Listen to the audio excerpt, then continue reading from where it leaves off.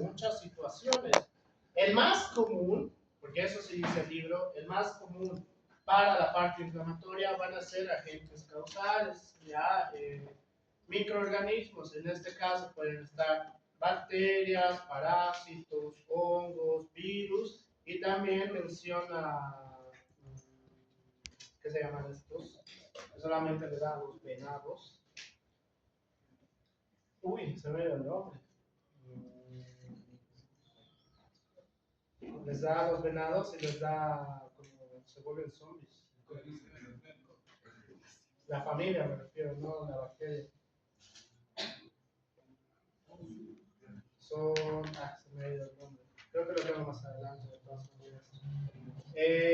Entonces, los agentes causales sí van a darnos un proceso inflamatorio mucho más habitual en comparación a las agresiones físicas y al material inorgánico. Agresiones físicas, ¿en qué sentido? Pues toda la parte de lesiones físicas, quemaduras, golpes, cortes, quemaduras líquidas, o sea, cualquier cosa que ustedes se hacen en el año, porque no sé por qué mis estudiantes son bastante torpes, todo eso va a crear un proceso inflamatorio. Pero ¿cuál es la diferencia entre estos dos? Los procesos inflamatorios van a ser diferentes. ¿En qué sentido? A través de los agentes causales, el proceso inflamatorio es mucho más agresivo. De los agentes causales, dependiendo de la característica del agente causal, va a ser un cambio bastante agresivo hasta que finalmente nos va a llevar, puede ser a un proceso inflamatorio crónico o, en el peor de los casos, a un síndrome de respuesta inflamatoria sistémica, ¿ya? Y material inorgánico, ¿a qué creen que se refiere con material inorgánico? ¿Qué? ¿Alergenos? Alergenos, no exactamente, pero no está mal. Ya, pero ¿en qué sentido?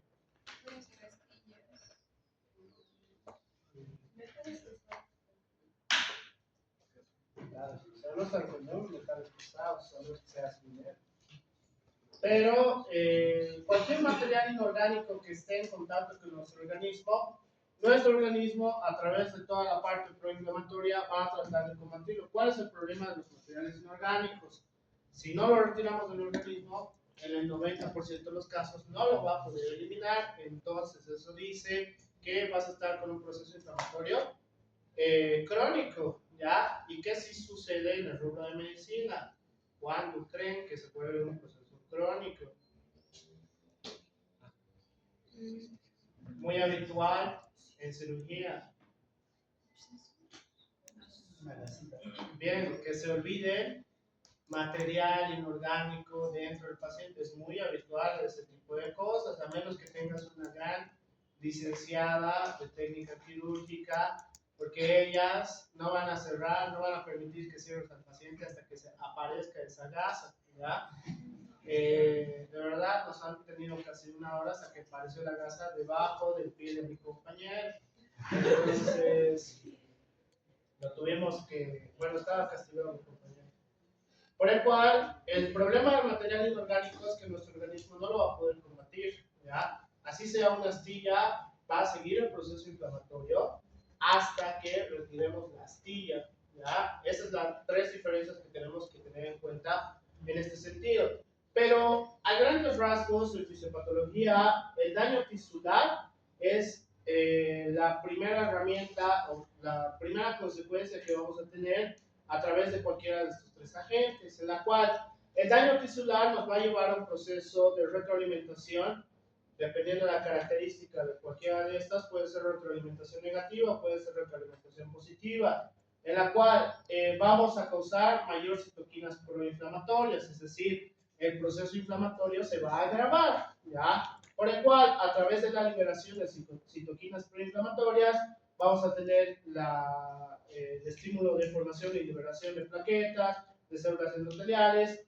y a partir de este proceso, de estos tres, vamos a tener el estímulo para los neutrófilos, por el cual, a partir de esto, vamos a tener que darnos una pregunta, que es, ¿el material extraño ha sido eliminado? Si es sí, hay una resolución que va a haber una reparación tisular del daño tisular inicialmente dado, pero si no, pues la inflamación se va a volver crónica y se va a volver granulomatosa, ¿ya? En la mayoría de los casos, por el cual, en el caso de agresión física y material inorgánico, sí podemos llegar a un proceso de inflamación crónica, mientras que en el caso de agentes causales o microorganismos, va a ser muy complicado que lleguemos a una inflamación crónica, a menos que, por ejemplo, la gastritis, ahí sí podemos llegar a un proceso de inflamación crónica, porque lastimosamente la gran mayoría de pacientes que tienen gastritis optan por medicina alternativa antes de iniciar el tratamiento. Ya les había dicho cuál es el tratamiento para gastritis. Bien, depende de qué sea. Entonces, como no es una sola respuesta, tenemos que determinar qué es lo mejor para ese paciente. Si es infeccioso, entonces en ese caso puede ser un poquito más fácil la recuperación, pero, claro, receta y fármaco. En la mayoría de los casos de los fármacos, salvo algunos, la acción del fármaco normalmente, sobre todo los que son por vía oral, se va a ver aproximadamente entre 24 a 48 horas recién. Por el cual, si yo te digo tomar amoxicilina porque estás con faringoamigdalitis puntácea, el primer día no va a ser grandes cambios, ¿ya? ¿Por qué? Porque la acción del fármaco, la farmacodinámica y la farmacocinética del fármaco actúa recién a partir de este periodo de tiempo, por el cual la inflamación persiste, ¿ya? Pero recién a partir de los cambios que tengamos por el uso de los fármacos, recién vamos a entrar a una resolución, ¿ya? Por ese motivo, igual, el primer día vamos a tener todavía un estímulo proinflamatorio. Por eso la mayoría de agentes causales, ¿con qué normalmente lo asocian el antibiótico? Con antiinflamatorios, ¿ya? ¿Qué toman para su resfrío? Si me dicen antibióticos, les voy a lanzar algunos de mis... La mayoría de antigripales pues tiene antiinflamatorios, ¿ya? ¿Por qué? Porque por el agente causal lo que sí estamos seguros es que hay un proceso proinflamatorio, en la cual el proceso proinflamatorio está creando la gran mayoría de signos de sintomatología y por eso te dan antiinflamatorios. Es fácil de deducir, pero que no sé por qué mis colegas no lo deducen y dicen, está un día de resfrío, le daré penicilina. Entonces, si no funciona de esta manera, ya no hagan ese tipo de cosas. Por el cual, esta debe ser una de las explicaciones más importantes que tengo. No está muy abajo eso. Bueno, el premio Nobel de Medicina del año pasado, ¿sobre qué era? Se les he preguntado, ¿sobre qué era? Células T. Ya, células T helpers, ya. Entonces, vamos a tener a partir de la célula T citotóxica, bueno, vamos a tener dos procesos, ¿ya? El más importante, que es este, que va a comenzar a través de la célula T citotóxica, que vamos a tener los receptores de las células T en este espacio y, complejo histocompatibilidad de clase 1 con péptido viral, en la cual vamos a tratar de destruir asociado con la parte viral, ¿ya? Pero ¿qué es lo que puede ocurrir? A través de un proceso proinflamatorio y toda la liberación del sistema inmune, vamos a tener la liberación de interferón alfa y interferón beta, en la cual cuando es insuficiente este proceso, podemos estar frente a, perdón, insuficiente, cuando destruimos la parte viral, posteriormente podemos hacer una resistencia viral, ¿ya? En la cual, por ese motivo, en teoría, pero ustedes me demuestran lo contrario, aunque en fisiopatología dice otra cosa, en teoría, si te resfrías de algo viral, digamos esta semana, que veo bastantes personas, incluyéndome, que estamos resfriados por tema viral, dentro de las próximas 2 semanas, mínimo, ya no deberían volver a enfermarse, ¿ya? A menos que,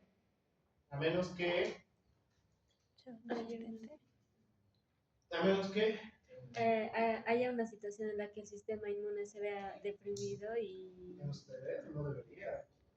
Se va A resistente menos con los que medicamentos. se convierta en bacteriano, ¿ya? ¿Por qué? Porque ya se está en contacto con alguna persona que no tiene una infección viral, sino tiene una infección bacteriana, entonces ahí esto pues ha funcionado, pero no ha sido tan efectivo. Y acá está una de las grandes explicaciones que tenemos, pero desde hace bastante tiempo. Las células T helper tipo 1 van a ser muy importantes para estos procesos. ¿Por qué? Porque vamos a tener la activación de la célula T helper hacia dos vías, en la cual podemos hacer la resistencia viral o podemos hacer la destrucción del agente viral a través de la activación del interferón gamma y el interferón alfa 2, ya la cual con el complejo de histocompatibilidad tipo 2 vamos a activar al macrófago y finalmente vamos a proceder a la destrucción. El premio Nobel de Medicina tiene 25 años de investigación, si no me equivoco. ¿Y por qué recién el año pasado les han dado el premio Nobel? Porque faltaban muchas directrices en las cuales esta explicación las han dado hace bastantes años. Y los otros colegas que hacen estos libros, que son investigadores, evidentemente sí estaban de acuerdo con todo lo que ellos comentaban. Solo que hasta el año pasado podían ver que no solamente van a ayudar en este proceso, sino que las células T helpers van a tener otras subunidades en las cuales van a ayudarnos a combatir de distinta manera hacia los procesos infecciosos como tal, en la cual las células T helper tipo 2 van a tener la característica de activación a las CD4, ¿ya? ¿En qué sentido?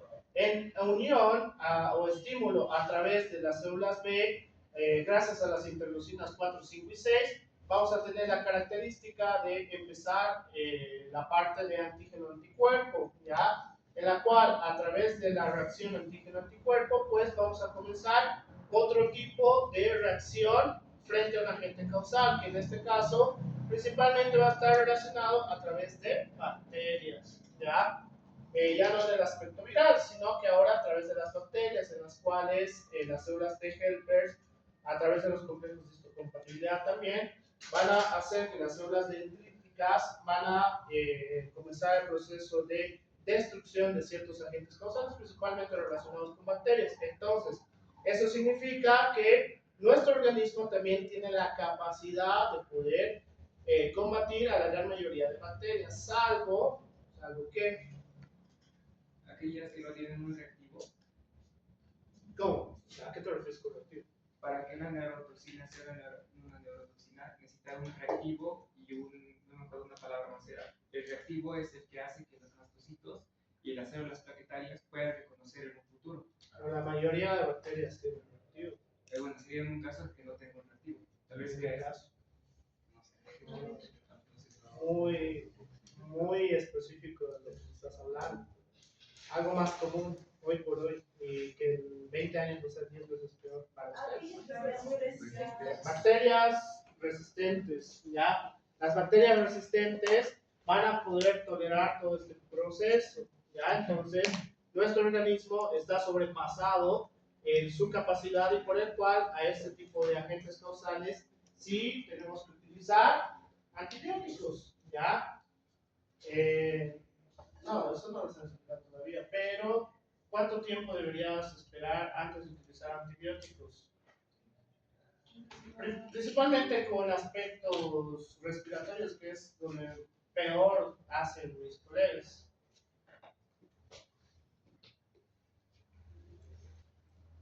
¿Hola?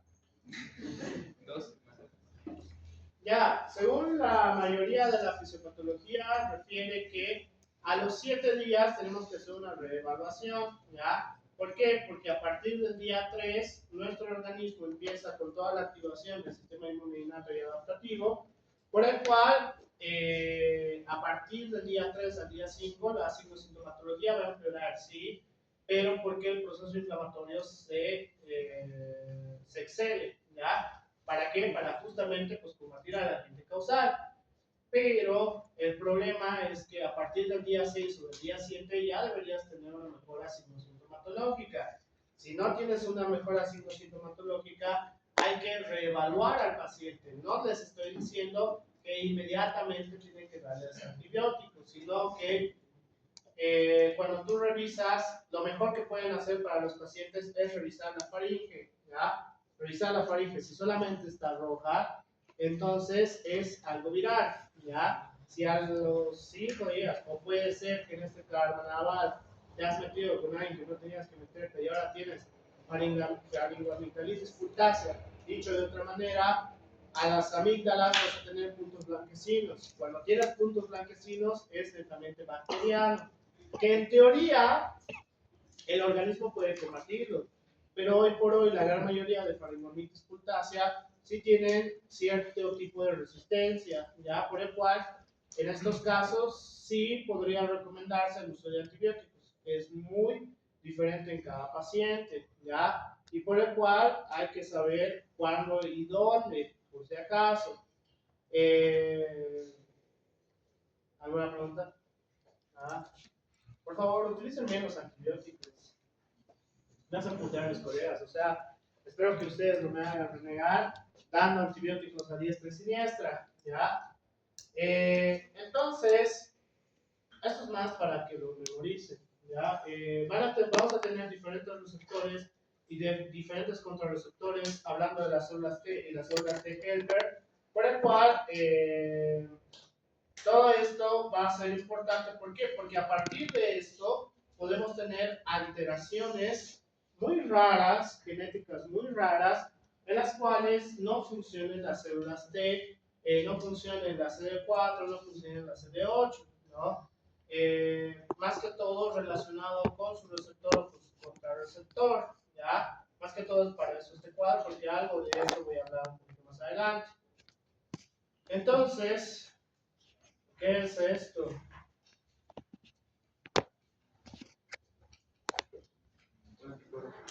Bien, los anticuerpos, o bueno, las inmunoglobulinas, van a ser muy importantes. ¿En qué sentido?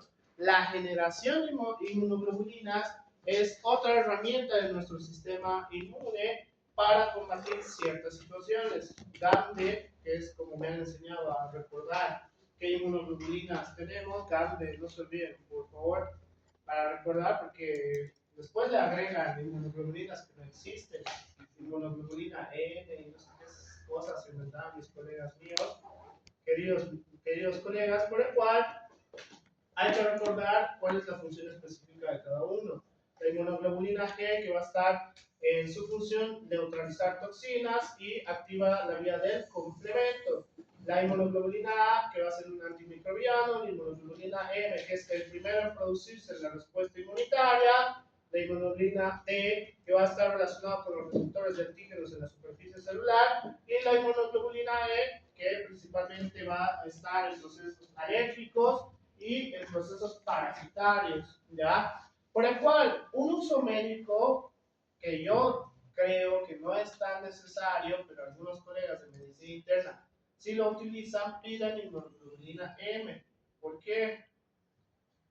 Como dice ahí, es el primer proceso de respuesta inmunitaria. Ya, pero ¿para qué te sirve? Bien. Para ver el estadio, si la inmunoglobulina M está muy por encima de su concentración normal, pues estamos frente a un proceso agudo, ¿ya? Cuando vemos que la inmunoglobulina M está disminuyendo, pero el paciente todavía afronta con un proceso proinflamatorio, eso significaría que estamos frente a un proceso crónico, ¿ya? Yo no lo recomiendo. ¿En qué sentido? Laboratorialmente es más costoso pedir inmunoglobulinas, ¿ya? Por el cual, a través de pedir solamente procesos laboratorios proinflamatorios o un hemograma y pare de contar, pues basta y sobra. Pero bueno, hay queridos colegas que no sé qué tienen en la cabeza. Entonces, fisiopatológicamente hablando, el proceso proinflamatorio puede causar distintas alteraciones a nivel celular, ¿ya? entre más intenso sea el proceso inflamatorio, más daño podemos causar a nivel celular. Una de las primeras que refiere el libro es la disminución del ATP en dos sentidos. La disminución de la generación de ATP y la disminución de la concentración de ATP, en la cual cualquiera de estos dos efectos dentro de la fisiología celular puede causar múltiples efectos distales, ¿ya? Es decir, dependiendo de la característica, si tengo una disminución del ATP a grandes rasgos, ¿qué creen que es lo que ocurriría? Disminución de las concentraciones de ATP, no el almacenamiento. Es fácil, es lo que les ocurre a ustedes cuando se enferman. Bien. Fatiga, astenia, dinamia, ¿ya? En este caso hay una disminución de las cantidades de ATP, por el cual celularmente hablando ya no, la función no es tan efectiva como lo es cuando tienes niveles adecuados de ATP. Por eso cuando la gran mayoría de ustedes se siente enfermo, posteriormente la inflamación va cediendo, que es lo primero que tienen, apetito, ¿ya? ¿Para qué? Para reponer todo este aspecto.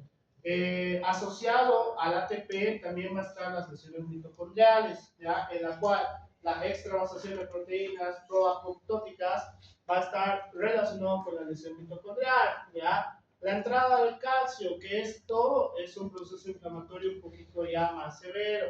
La entrada del calcio va a aumentar la permeabilidad de las mitocondrias y la activación de las enzimas celulares.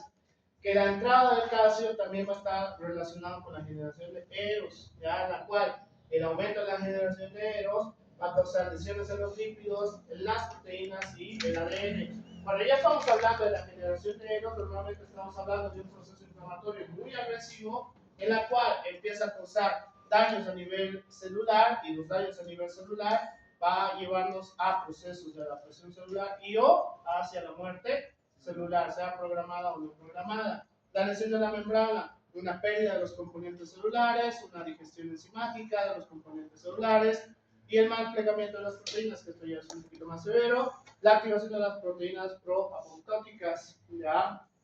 ¿En qué caso se daría ese? La última.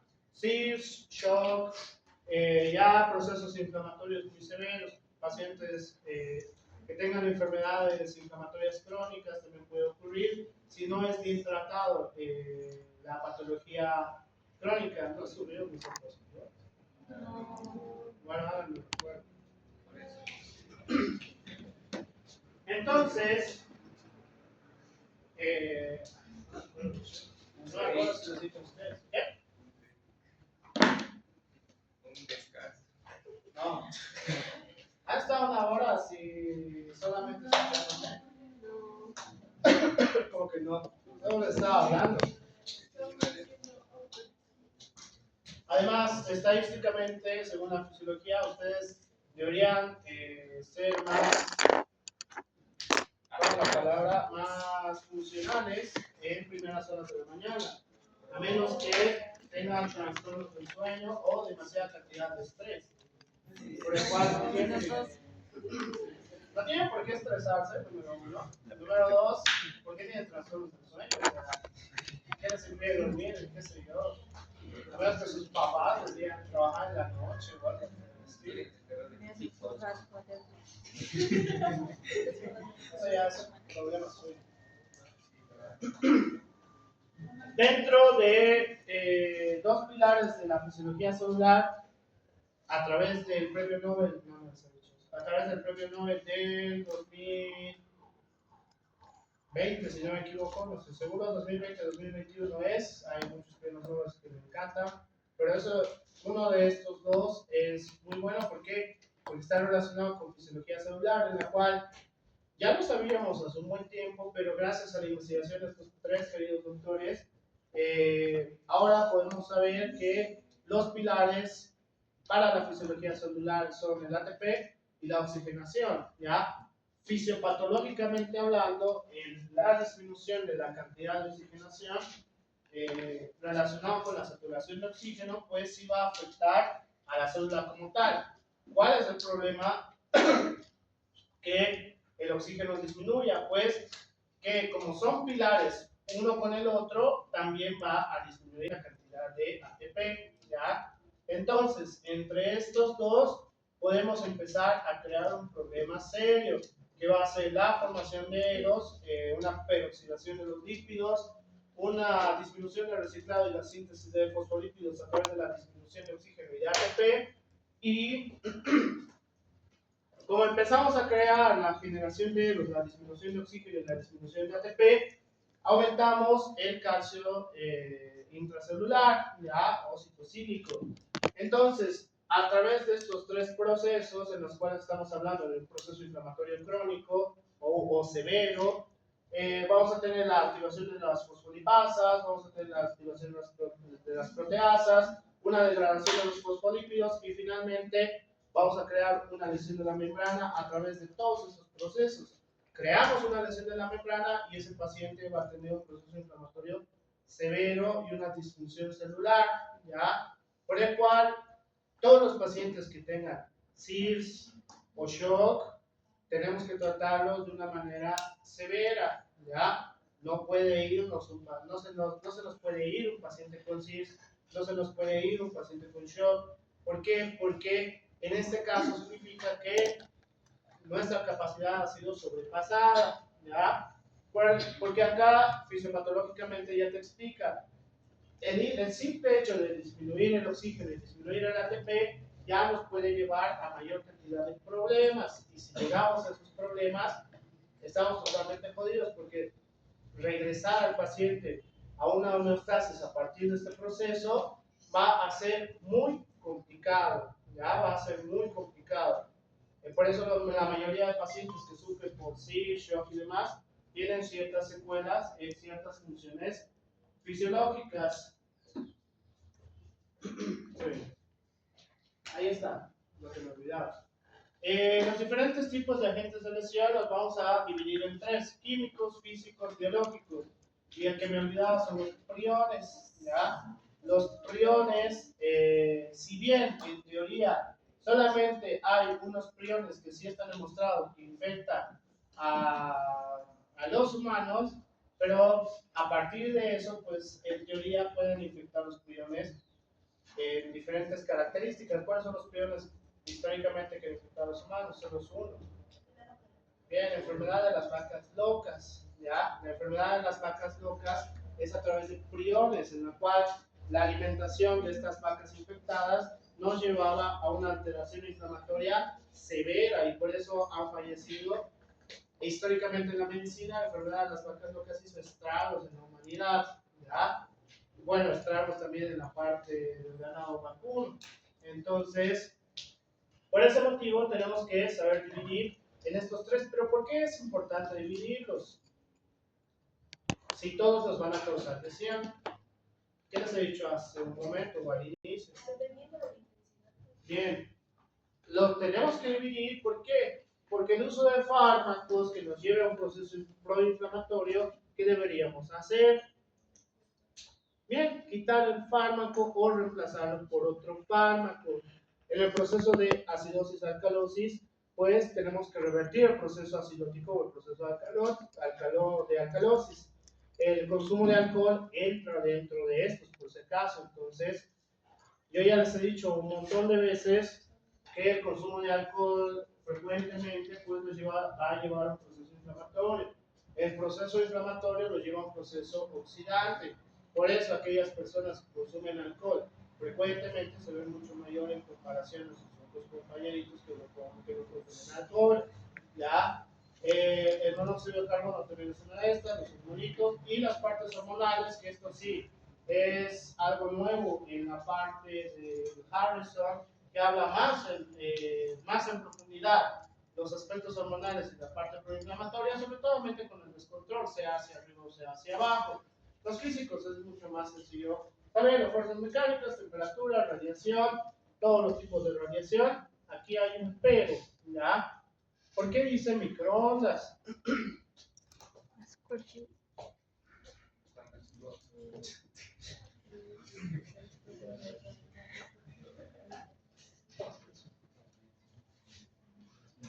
¿Por qué? Aquí, en las nuevas ediciones, está el microondas, pero se agrega otras cosas con las cuales vivimos hoy por hoy. La gran mayoría de aparatos electrónicos técnicamente sí tienen un nivel de radiación, ¿ya? Tienen un tipo de radiación. En teoría, el microondas tiene mayor radiación, no como los microondas de antes, pero tiene mayor radiación. Pero ¿cuál es la diferencia? A diferencia de mi celular o mi laptop. No, no es la respuesta correcta, pero buena lógica. El microondas, no sé cómo harán las cosas en su casa. Yo, bueno, mi madre a mí me ha enseñado a desconectar el microondas por el uso excesivo que puede tener, o si se da un corte y después voy a quemar el microondas, a mí me iban a achacar todo el problema. Entonces, el problema es que el microondas no lo van a utilizar todo el tiempo, ¿verdad? Muy diferente a todos los aparatos que sí utilizamos todo el tiempo, que en teoría sí emiten cierto tipo de radiación, pero para tener una radiación que realmente te cree problemas celulares proinflamatorios en este aspecto, hoy por hoy cada vez es menor. ¿Ya? ¿Por qué? Porque gracias a los mecanismos en pro de la salud, principalmente Europa, no tanto los gringos, principalmente Europa, pues han hecho que esta radiación cada vez sea menor en todos los aparatos electrónicos que tenemos. ¿Ya? Pero se recomienda que cada cierto tiempo tengamos un pequeño descanso de todos estos aparatos. ¿Ya? Que, bueno, en este lado del Mississippi es mucho más sencillo, no tanto hacia otros países más desarrollados, porque ustedes pueden irse a un pueblo recóndito y solamente iban a tener un celular y nada más. No sé, ni siquiera son pueblos, no sé, según mi mente son pueblos, porque tienen toda la característica de pueblos, pero no son pueblos recónditos. Coroico y esos lados, pues ahí tienen su descanso de todo esto, ¿verdad? Les he dicho, no les he explicado de su viaje. Su viaje es ida y vuelta, por si acaso. Agradezcan al anterior semestre. Por portarse mal. De ahora en adelante, este semestre no hacen el viaje, por si acaso, lo hacen el próximo semestre. Pero todos los viajes de aquí en adelante van a ser ida y vuelta y van a ser en lugares un poquito más cercanos, por varias razones, ¿no? A lo que nosotros fuimos, que era. ¿Qué se llamaba este pueblo olvidado por Dios? Fincata. Río Grande, algo así. Entonces, este lugar, pues el problema era, uno, la distancia, dos, el camino literalmente nos podía haber traicionado y hubiéramos vuelto menos, y no estoy exagerando.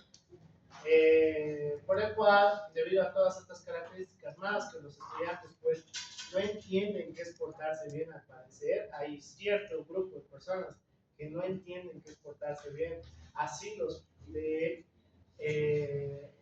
dirección de carrera dice que ahora los viajes van a ser ida y vuelta. Vamos a las 6 de la mañana, ya estamos 8 de la noche aquí, un viernes. Y los vamos a hacer trabajar como burros. No. ¿Qué? No voy a llegar a la 4 de la mañana, no. Están locos. Donde estábamos, tuvieron que dormir en el colegio. Fin de semana. Una fogatita ya está. Créanme que no fue como ustedes piensan. Una vaca. Entonces, dentro de las características de agentes lesivos físicos, sí entran toda esta emisión de radiación. Pero aquí hay una que no está por obvias razones, pero que ustedes sí lo van a afrontar, sobre todo cuando sean internos, que va a ser los rayos X, ¿ya? Yo igual utilizo a los internos para que ellos son jóvenes desde que pueden aguantar rayos X. A veces, sobre todo para cirugías de traumatología, tiene que estar en una posición, el brazo, la pierna, la cadera, lo que sea, por el cual nosotros que ya somos colegas no podemos sufrir, no podemos estar con ese factor de riesgo, todos vamos a estar cubiertos y atrás del acto quirúrgico, pero ustedes van a estar agarrando ahí mientras nos van a irradiar, ¿ya? Así que en teoría sí les va a suceder algo que no está ahí, pero no es nada grave. Creo. No nos van a irradiar tanto. Creo.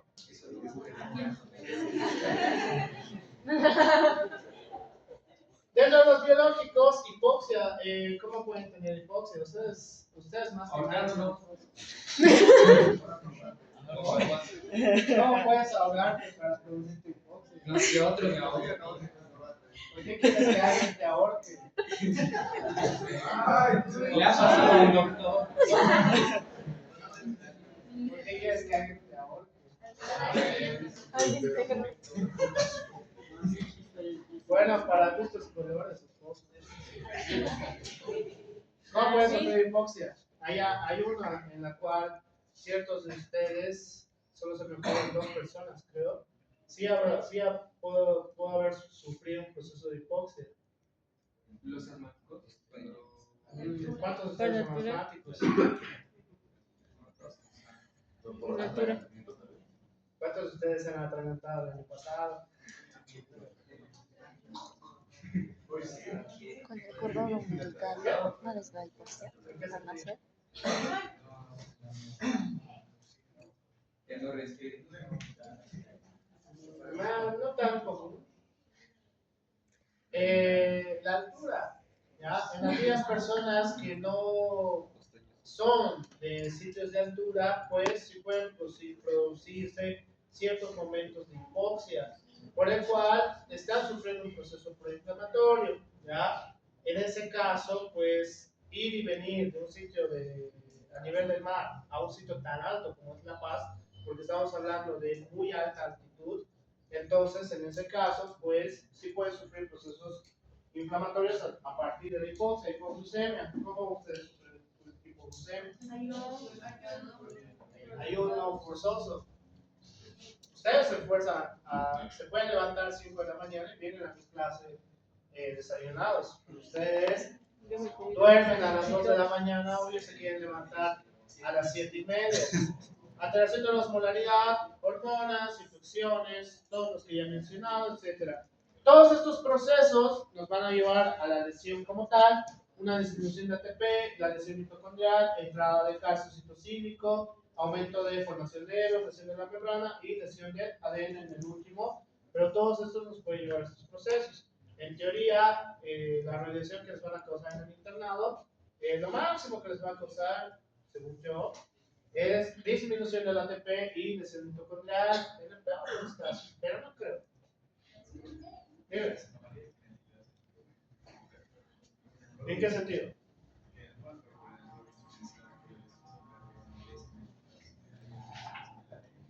Ya, pero esos son más extraños. Ya son situaciones, sí. Les voy a decir lo que algún colega mío me dijo. La gran mayoría de patologías que su mente retorcida puede imaginarse, en teoría sí existe, ¿ya? En teoría sí existe. En algún momento en la historia de la medicina probablemente haya ocurrido. Solamente que hay patologías más comunes y otras no tanto, ¿ya?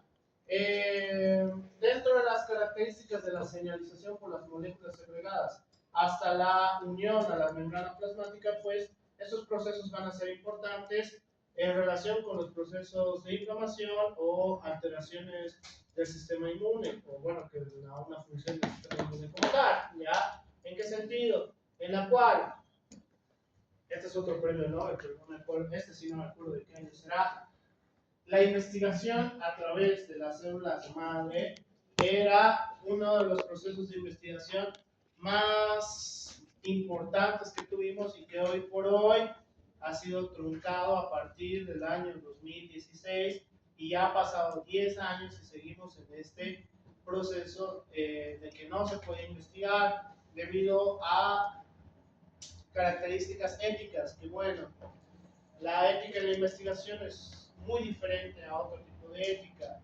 ¿De dónde podemos obtener células madre? Directamente sobre los placenta y fetos, ¿ya? Fetos.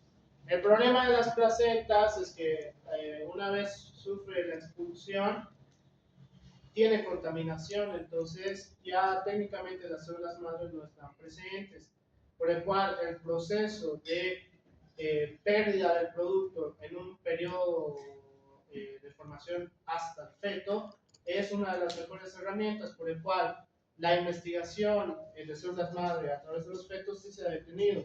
Hoy por hoy se está haciendo investigación de células madre, pero a través de un proceso de investigación con células madre base, que es un proceso más largo todavía. Entonces, sí hay mejoras y hay mucho, y está los trabajos que ya se han hecho, por ejemplo, adaptación, no es adaptación la palabra correcta, es alteración, no sé cuál de los dos es peor.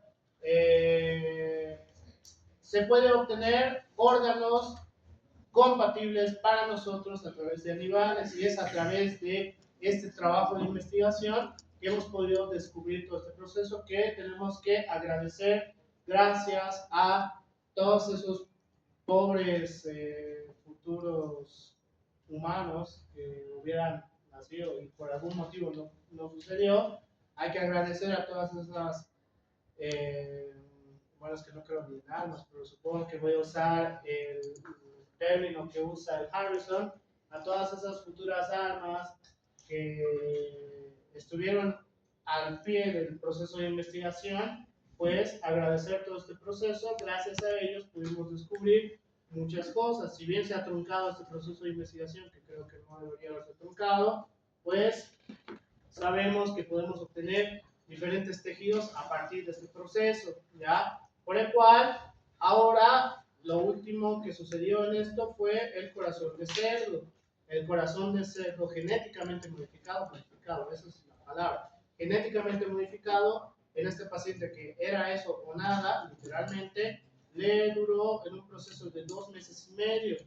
Un corazón genéticamente modificado que nunca se ha hecho, ha tenido una gran perspectiva de vida. ¿Por qué? Porque los primeros indicios suponían que solamente iba a durar 2 semanas, pero el organismo se ha adaptado y la modificación de los genes del cerdo ha sido tal que sí ha podido durar hasta 2 meses y medio, que era ya mucho más de la vida que ese pobre paciente iba a tener, porque creo que le quedaba como 5 días. Por el cual el paciente también ha optado a este proceso experimental, porque era eso o nada. Ojalá,